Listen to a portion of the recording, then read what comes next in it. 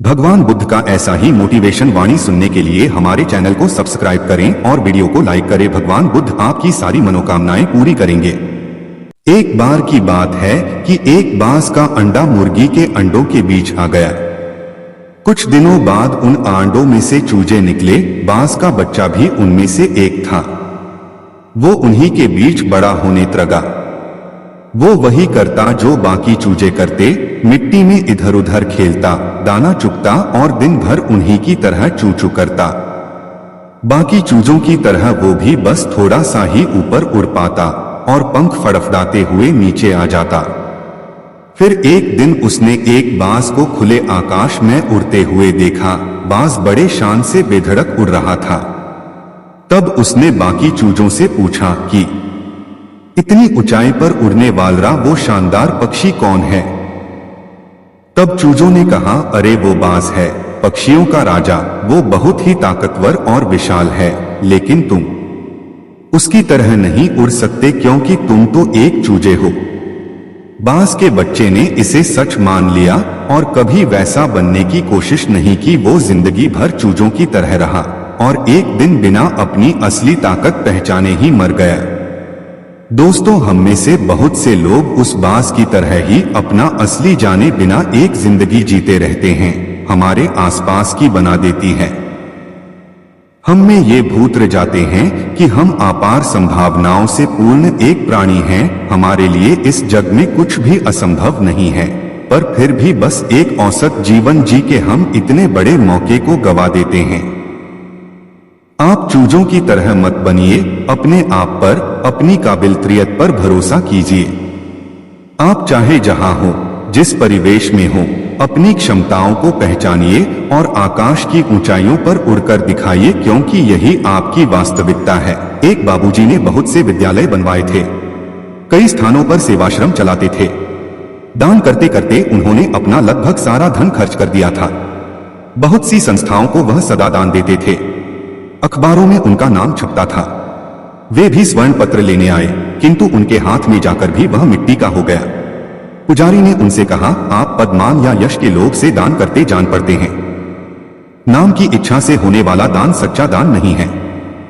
इसी प्रकार बहुत से लोग आए, किंतु कोई भी स्वर्ण पत्र पा नहीं सका।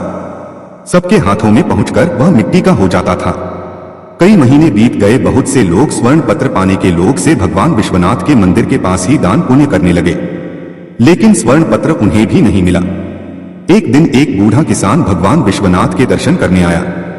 वह देहाती किसान था। उसके कपड़े मैले और फटे थे। वह केवल विश्वनाथ जी का दर्शन करने आया था। उसके पास कपड़े में बांध थोड़ा सत्तू और एक कट्टा कंबल था। मंदिर के पास लोग गरीबों को कपड़े और पूरी मिठाई बांट रहे थे, किंतु एक कोदी मंदिर से दूर पड़ा कराह रहा था। उससे उठा नहीं जाता था। उसके सारे शरीर में घाव थे। वह भूखा था, किंतु उसकी ओर कोई देखता तक नहीं था। बूढ़े किसान को कोदी पर दया आ गई। उसने अपना सत्तू उसे खाने को दे दिया और अपना कंबल उसे उड़ा दिया। फिर वहां से वह मंदिर में दर्शन करने आया। मंदिर के पुजारी ने अब नियम बना लिया था कि सोमवार को जितने यात्री दर्शन करने आते थे, सबके हाथ में एक बार वह स्वर्ण पत्र रखते थे। बूढ़ा किसान जब विश्वनाथ जी का दर्शन करके मंदिर से निकला, पुजारी ने स्वर्ण पत्र उसके हाथ में रख दिया। उसके हाथ में जाते ही स्वर्ण पत्र में जड़े रत्न दुगुने प्रकाश से चमकने लगे। सब लोग बुढ़े की प्रशंसा करने लगे। एक बाबूजी ने बहुत से विद्यालय बनवाए थे। कई स्थानों पर सेवाश्रम चलाते थे। दान करते करते उन्होंने अपना लगभग सारा धन खर्च कर दिया था।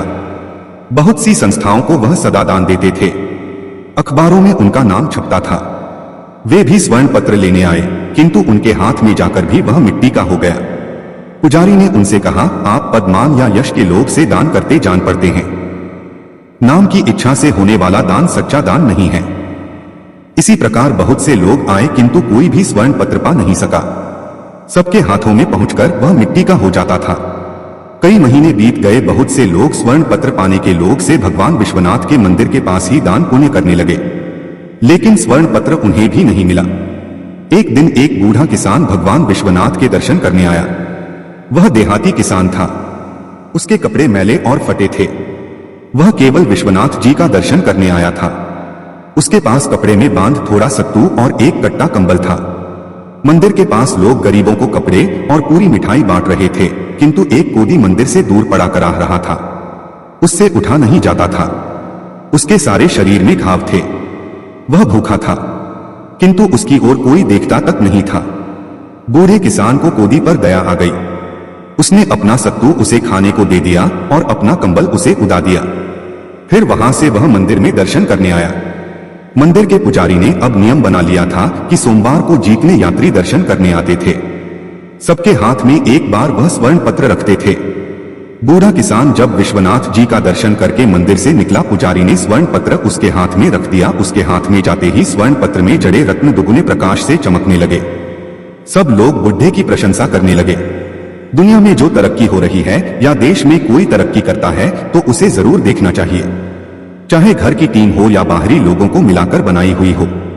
जहां जहां अच्छे समूह बन गए वहां वहां तरक्की हो गई। ऐसा ही देखा गया है। आपके आसपास जितने लोग तरक्की पसंद हैं वो मिलकर ही काम करते होंगे, उनका टीम वर्क अच्छा होगा। एक परिवार था, वो गरीब था, खाने को कुछ नहीं था। काफी सोचा कि काम मिले मगर काम नहीं मिला। 2 बच्चे थे, बीबी थी। एक दिन उन्हें विचार आया कि इस गांव में काम मिलना मुश्किल है, चलो कहीं और चलते हैं। इस इरादे से वे एक दिन गांव छोड़कर चल दिए। रात का समय था, रास्ता भी जंगली था। सोचा वृक्ष के नीचे रात गुजारी जाए। आदमी ने अपने एक लड़के को लकड़ी चुनने तथा दूसरे को पानी लाने के लिए भेज दिया तथा बीबी को चूल्हा बनाने के लिए कहा और उसने जगह साफ कर दी। चारों ने अपने अपने काम कर लिए। चूल्हा जलाया गया, पानी गर्म होने लग गया। वृक्ष के ऊपर हंस रहता था, वो सोचने लगा यह कैसा मूर्ख है, इन्होंने चूल्हा तो जला दिया मगर इनके पास पकाने को तो है ही नहीं कुछ भी। हंस ने उनसे पूछा, तुम्हारे पास पकाने को क्या है? वो आदमी बोला, तुझे मार के खाएंगे। हंस बोला, मुझे क्यों मारोगे? आदमी बोला, हमारे पास न पैसा है और न ही सामान, तो क्या करें? हंस सोच में पड़ गया। इन्होंने चूल्हा भी जला लिया है। सब कर्मशील हैं, मुझे तो यह खा ही जाएंगे। तो हंस बोला, अगर मैं आपको धन दे दूं तो मुझे छोड़ दोगे? घर का स्वामी बोला, हाँ छोड़ देंगे। हंस कहने लगा, मेरे साथ चलो, मैं तुम्हें धन देता हूं। हंस उनको थोड़ी दूर ले गया और चोंच से इशारा किया और कहा कि यहां से निकाल लो। उन्होंने गड्ढा खोदा और वहां से धन निकाल लिया। हंस का धन्यवाद करके वापस अपने गांव आ गए और एक ही दिन में खूब मौज से रहने लग गए। अब उनके घर में किसी चीज की कमी नहीं थी। पड़ोसी ने देखा कि इस परिवार के पास ऐसी कौन सी चीज आ गई जो इनके पास इतना कुछ आ गया। उसने छोटे लड़के को बुलाकर सारी बात पूछ ली कि पैसा कहां से आया है। उनके भी 2 बच्चे थे, उन्होंने भी ऐसी योजना बनाई और चल दिए। उन्होंने भी उसी वृक्ष के नीचे डेरा लगा लिया। आदमी ने अपने बड़े लड़के को कहा, लकड़ी लाओ तथा छोटे लड़के को पानी लाने के लिए कहा, परंतु दोनों आनाकानी करने लगे। बीबी ने भी कहा कि मैं थक चुकी हूं। जैसे जैसे पानी लकड़ी इकट्ठी हो गई और पानी गर्म होने लगा। हंस फिर आया और बोला, तुम्हारे पास खाने को तो नहीं है तो फिर पानी गर्म कर रहे हो? आदमी बोला, तुझे मारकर खाएंगे। हंस मुस्कुरा उठा और बोला, मारने वाले तो 3 दिन पहले आए थे, तुम अपना समय खराब मत करो। घर जाओ, तुम मुझे क्या मरोगे, तुम तो आपस में ही लड़ रहे हो। जिन्होंने दूसरों को जितना होता है वे खुद नहीं लड़ते। संसार का नियम भी ऐसा ही है। जिन लोगों ने तरक्की करनी है वे मिलकर चलते हैं और आज भी संसार में उनका ही बोलबाला है। जो आपसी तालमेल में रहते हैं वे ही समाज रूपी हंस को जीत सकते हैं। बुद्ध ने कहा, भाग्य के भरोसे बैठने वालों, पुरुषार्थ करो। जीवन में दुर्भाग्य का महत्व है, लेकिन भाग्य के भरोसे बैठकर अपने अमूल्य समय को बर्बाद मत करो, क्योंकि पुरुषार्थ करने से तो भाग्य की रेखाएं बदल जाती हैं। भाग्य क्या है? आज किया गया कर्म ही तुम्हारा भाग्य बनता है। कर्म के द्वारा जो बीज बोओगे फसल भी उसी की मिलेगी। जैसा कर्म तुम आज करोगे वैसा ही तुम्हारा भविष्य होगा। सौभाग्य और दुर्भाग्य तुम्हारे ही हाथ में है। कर्म की प्रधानता को समझना होगा कि जैसा कर्म होगा वैसा ही फल मिलेगा। जीवन को सफल बनाने के लिए पाप और पुण्य का बड़ा महत्व है।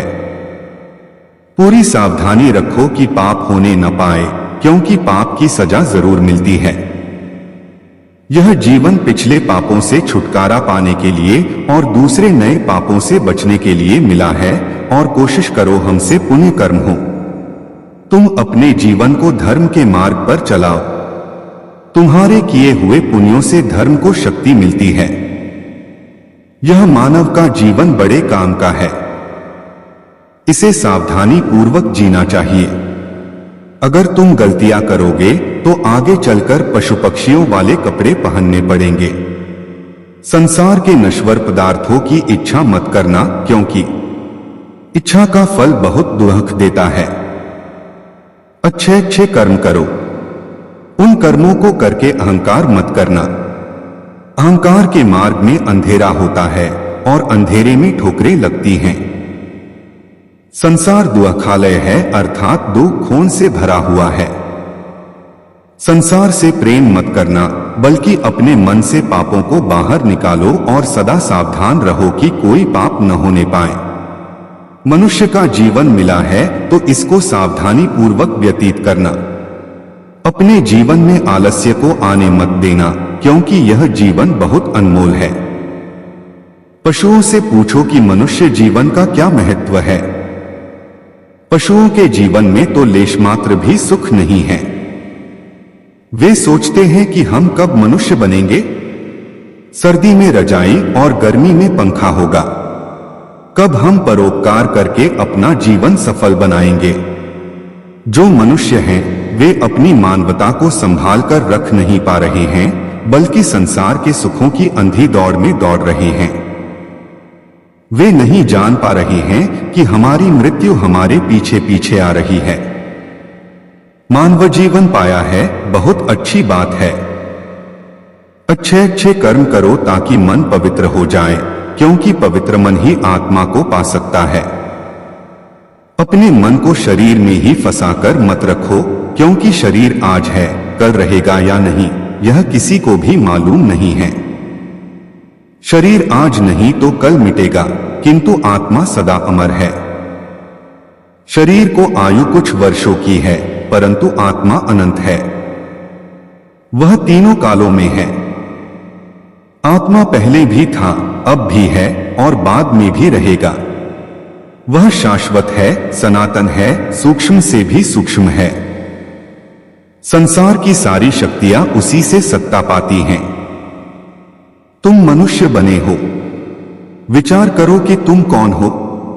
जब तक यह समझ में नहीं आएगा कि तुम कौन हो, तब तक तुम भटकते रहोगे। जब तक तुम अपनी भूल में सुधार नहीं करोगे, तब तक तुम शांति को प्राप्त नहीं कर सकते। शांति को पाना है तो मन को पवित्र करके आत्मा का अनुभव कर लो। आत्मा में ही अनंत विश्राम है। यह शरीर कुछ समय के लिए मिला है। वास्तव में तुम आत्मा हो। तुम्हारा शरीर जिससे शक्ति पा रहा है वह आत्मा ही है, और वही आत्मा तुम्हारे शरीर में मौजूद है।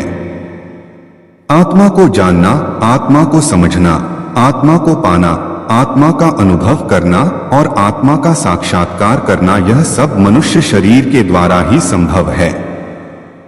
बस तुम सावधान हो जाओ कि मन में कोई गलत विचार आने न पाए। पहले मन में गलत विचार आता है, फिर वह विचार बलवान होने पर गलत कर्म करवा देता है। गलत कर्म का मतलब है पाप का जन्म हो जाना। बुद्ध ने कहा कि तुम्हारे जीवन के साथ साथ काल भी दौड़ रहा है। बचपन और यौवन कब निकल जाएंगे पता भी नहीं चलेगा। शरीर भी अनेक रोगों से घिरा रहता है। इस शरीर की शारीरिक और मानसिक दोनों प्रकार के रोगों से रक्षा करनी पड़ती है। रोग और भोग दोनों शरीर को निर्बल करते रहते हैं। रोगी और भोगी दोनों को ज्ञान अच्छा नहीं लगता। जिनका तन और मन स्वस्थ नहीं होता वे परमार्थ का लाभ नहीं उठा पाते। मनुष्य को चाहिए कि वह अपनी आयु रूपी संपदा का पूरा पूरा लाभ उठाए। अगर मनुष्य चाहे तो अपने जीवन में अच्छे अच्छे कर्म करके श्रेष्ठ प्रगति कर सकता है। जीवन में संयम को धारण करें। व्यर्थ की कामनाओं का त्याग करें। ज्ञान का दीपक जलाकर कामनाओं का विसर्जन करें। क्रोध को आग समझकर उससे सदा दूर रहना चाहिए। सदा ज्ञान गंगा का संग करो, क्योंकि शुभ विचार ही समस्त समस्याओं का समाधान है। बुद्ध ने कहा कि अपने जीवन से सदा लोभ को दूर रखो, क्योंकि तुम्हारे बूढ़े होने पर भी लोभ बूढ़ा नहीं हो पाता और लोभ सदा भूखा ही रहता है, उसका पेट कभी भी नहीं भर पाता। अगर लोभ की वासना प्रबल है तो वह दूसरे जन्म में भी पीछा नहीं छोड़ती। जिस मनुष्य को लोभ अपने वश में कर लेता है, उसका ज्ञान वह चुरा लेता है। लोभ को शांत करना है तो संतोष की शरण में जाना होगा। मोह के आकर्षण में मत आना, क्योंकि मोह से तुम्हारा मन बंध जाएगा और बंधा हुआ मन तुमको बहुत दुख देगा। मन के दुख का कारण है अज्ञान। मन में अगर अज्ञान है तो दुख खोन से कभी भी छुटकारा नहीं हो सकेगा। बस एक समय ज्ञान ही है जो तुमको परम शांति और मोक्ष दे सकता है। तुम अपने तन और मन में प्रेम तथा ज्ञान की ज्योति जला लो, फिर तुम्हारे जन्मजन्मांतर का अज्ञान मिट जाएगा। आज तुम मनुष्य जन्म को धारण करके बैठे हो, इसका मतलब यह है कि तुम शांति और मोक्ष के अति निकट हो। अब तुम संसार में रहकर भी संसार के लगाव में फंसना मत। संसार के अज्ञान से दूर रहना, क्योंकि वह तुमको बांध देगा। अपनी आत्मा का ध्यान करो, वह तुमको सर्व बंधनों से मुक्त कर देगा।